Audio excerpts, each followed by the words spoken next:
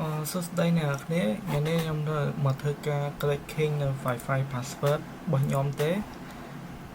ដើម្បីធ្វើការ testing ឲ្យអ្នកគ្នាមើលក្នុងការធ្វើវាអញ្ចឹងខ្ញុំ sudo.su មក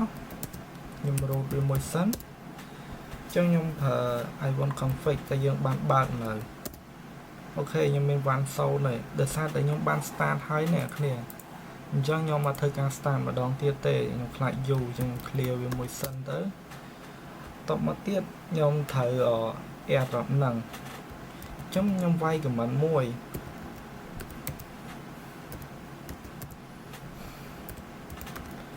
អូខេ 10.1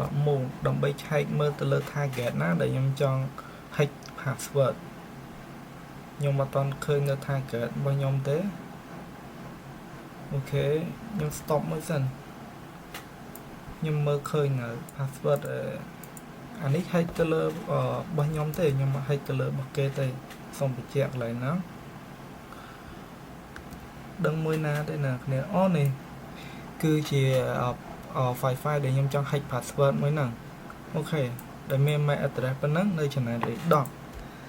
អញ្ចឹងខ្ញុំសូម CD វាដើម្បីធ្វើការ capture វាឲ្យវានៅលើ screen របស់ខ្ញុំដែលមានតម្រងបែបនេះខ្ញុំចង់ capture ជារបៀបហ្នឹងអញ្ចឹងខ្ញុំត្រូវធ្វើម៉េចខ្ញុំមាន MAC address ហើយអូខេឥឡូវនេះខ្ញុំប្រើ air នឹង play នឹងដែរ airdrop នឹងដែរអញ្ចឹងខ្ញុំដូរវា .c .channel 10ដោយសារតែខ្ញុំធ្លាប់វាយពីមុនហើយម្ដងឯអ្នកគ្នាដែលមាន MAC address ប៉ុណ្ណេះខ្ញុំសុំមើល MAC address ម្ដងទៀតខ្លាចច្រឡំអញ្ចឹង S6 ខ្ញុំសុំ copy វាមកហើយខ្ញុំសុំដូរនៅកន្លែងនេះអូខេដាក់ទៅលើ MAC address នេះវិញហើយដក W នេះគឺជាឈ្មោះនេះអ្នកគ្នាឈ្មោះអញ្ចេះប៉ុន្តែដោយសារខ្ញុំធ្លាប់ធ្វើម្ដងអញ្ចឹងខ្ញុំសុំដូរវិញដាក់ឈ្មោះអីផ្សេងអញ្ចឹងណាឥឡូវខ្ញុំដាក់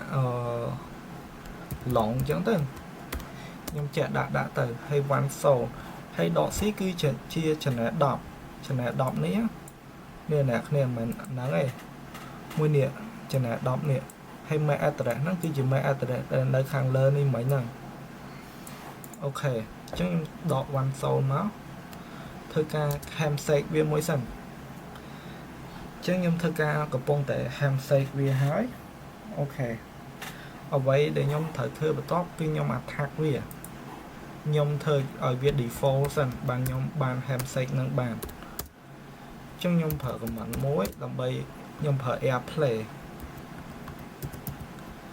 អញ្ចឹង airplay ដក 100អញ្ចឹងខ្ញុំសុំកែនៅ MAC address នេះបន្តិចទៅសារវាខុសគ្នា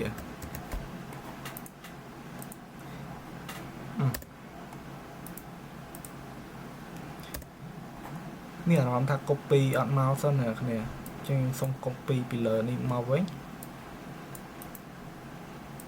អូខេអញ្ចឹងកន្លែងនេះគឺ default 100 second ដក A គឺជា MAC address 10អូខេខ្ញុំធ្វើការ default សិនឲ្យវាខ្ទាតចេញពី Wi-Fi សិនបាទខ្ញុំធ្វើការ handshake បានអូខេវាធ្វើការ handshake ហើយវាធ្វើការដាច់ហើយអូខេខ្ញុំ control C ដើម្បីកុំឲ្យ window នឹងយូរតមកទៀតខ្ញុំ control C ដែរឥឡូវខ្ញុំបាន file handshake ហើយអ្នកគ្នាមើលកន្លែងនេះ file handshake របស់យើងឈ្មោះអីគេឈ្មោះ long ខ្ញុំដាក់ពាក្យ long សិននេះ long.01 នេះអ្នកគ្នាអញ្ចឹងបន្តមកទៀតខ្ញុំត្រូវធ្វើអីគេឥឡូវនេះខ្ញុំបាន file capture ឥឡូវមាន rock view មួយទៀត rock view ហ្នឹងគឺមាននៅក្នុង Kali Linux នឹងស្រាប់ទេអញ្ចឹងអ្នកគ្នាអាចក្រោបបាននៅក្នុង Kali Linux ដែលវាមាននៅស្រាប់អាហ្នឹងខ្ញុំប្រាប់តាមក្រោយទៀតអ្នកគ្នាឥឡូវនេះខ្ញុំធ្វើការ create password ហ្មងទៅដែលខ្ញុំប្រើ air នឹង create ដើម្បី create ទៅលើ password អញ្ចឹងខ្ញុំប្រើ command មួយតែមិន command ប៉ុណ្នេះទេអញ្ចឹងខ្ញុំសុំបញ្យល់អ្នកគ្នាកន្លែងនេះបន្តិចអូខេអញ្ចឹងដក WPA ហ្នឹងគឺWi-Fi ខ្ញុំ WP2 អញ្ចឹងខ្ញុំត្រូវដាក់ A2 អញ្ចឹងទៅដក B គឺជា MAC address ហើយដក W ដករបស់ view គឺ work list របស់យើងដែលមាន list password ផ្សេងៗគ្នាអញ្ចឹងណានេះអញ្ចឹងខ្ញុំសូមដាក់ទៅលើនេះហើយនេះ long មិញ capture យើងឈ្មោះ long អញ្ចឹងយើងត្រូវដាក់ long ដូចគ្នាអូខេអញ្ចឹងខ្ញុំសូម save long មកនេះអ្នកគ្នាបែរតែ file rock view ហ្នឹងគឺជា password ច្រើនណាគឺ1លាន password អ្នកគ្នាអញ្ចឹងវាអាចនឹងត្រូវនៅ password ណាមួយហើយអញ្ចឹងខ្ញុំសូមមកអូខេអញ្ចឹងខ្ញុំដាក់ long ដក01ដក cap អូខេនេះជា file ដែលមាននៅលើ desktop អញ្ចឹង mac address នេះគឺជា mac address ដែលមុនហ្នឹងហើយដក w គឺជា word list មួយនេះហើយ long នេះគឺជា file cap ឥឡូវខ្ញុំធ្វើការ enter វាមួយមកអញ្ចឹងយើងទទួលបាន password ហើយនេះគឺជា password ដែលវា font ដែលវារកឃើញគឺ file password 123ដែលវាប្រើរយៈពេលអត់ដល់1 second ហ្នឹងអ្នកគ្នាគឺបាន password ហើយអញ្ចឹងខ្ញុំ copy password ហ្នឹងអូខេនេះអូខេខ្ញុំមកភ្ជាប់ថា password ហ្នឹងវាត្រូវមែនអត់នេះអ្នកគ្នាឥឡូវខ្ញុំធ្វើការ connect នេះខ្ញុំអត់តបានដាក់ password ទេណាអូខេខ្ញុំផាស password ដែល copy មិនបាន connect វាមកចង់ដឹងឲ្យវាជាប់អត់ password ហ្នឹងអូខេ password ហ្នឹងគឺត្រូវអ្នកគ្នាឥឡូវខ្ញុំចូលមើលកន្លែងនេះបន្ថែមទៀតតើវាត្រូវអត់នេះអ្នកគ្នា file password 123អញ្ចឹងការ hack password យើងបានជោគជ័យអញ្ចឹងកន្លែងហ្នឹងខ្ញុំចង់បញ្ជាក់អ្នកគ្នាថាហេតុអី hacker អាច hack បានអូខេខ្ញុំមកបញ្យល់អញ្ចឹង password ត្រូវបានបែងចែកជា3 WPA PA2 និង PA3 អញ្ចឹង WPA របស់ខ្ញុំគឺនៅក្នុង block WPA និង WPA2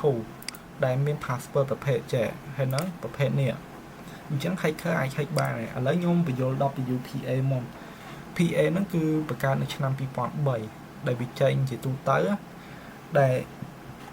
នៅសម័យឥឡូវគេអាចនឹងប្រើដែរខ្ញុំឃើញមានមួយចំនួននៅប្រើ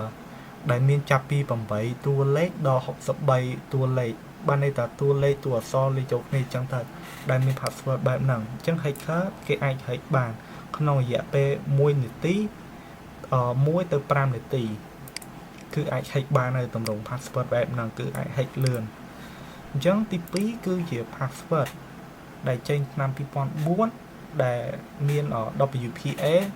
ឬក៏នឹង AES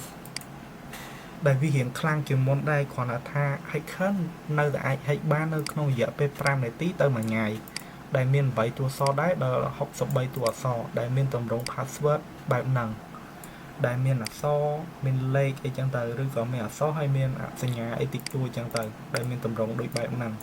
អញ្ចឹង password ដែលខ្លាំងជាងគេគឺ WP3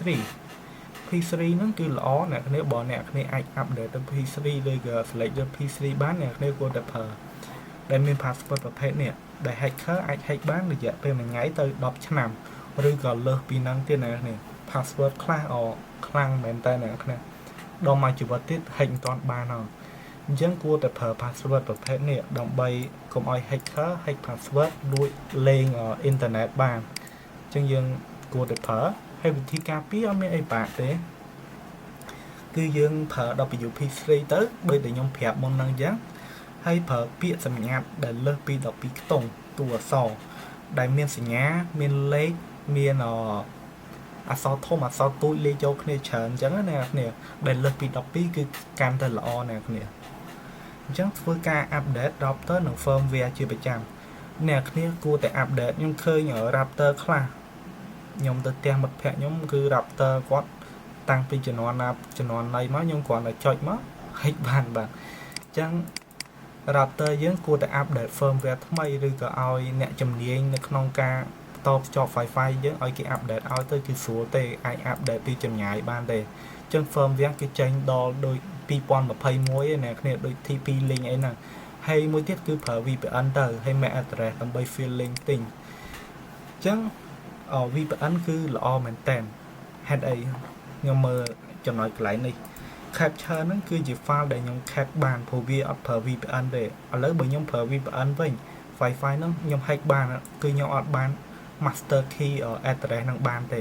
បានតែខ្ញុំ handshake វាអត់បានទេពេលវាប្រើ VPN ទៅ MAC address យើងអញ្ញាយបានន័យថាមានតាំងសញ្ញាមានអីចឹងអត់មានលេខចឹងទេអញ្ចឹងដោយសារតែវាប្រើនៅ real MAC address អញ្ចឹងបាន hacker hack បានស្រួលដោយ phone password ចឹងអូខេអញ្ចឹងវីដេអូខ្ញុំមានតែប៉ុណ្្នឹងទេអញ្ចឹងចូលរួមការពារទាំងអស់គ្នាឲ្យដាក់ password ឲ្យខ្លាំងទៅ hacker hack អត់បានទេ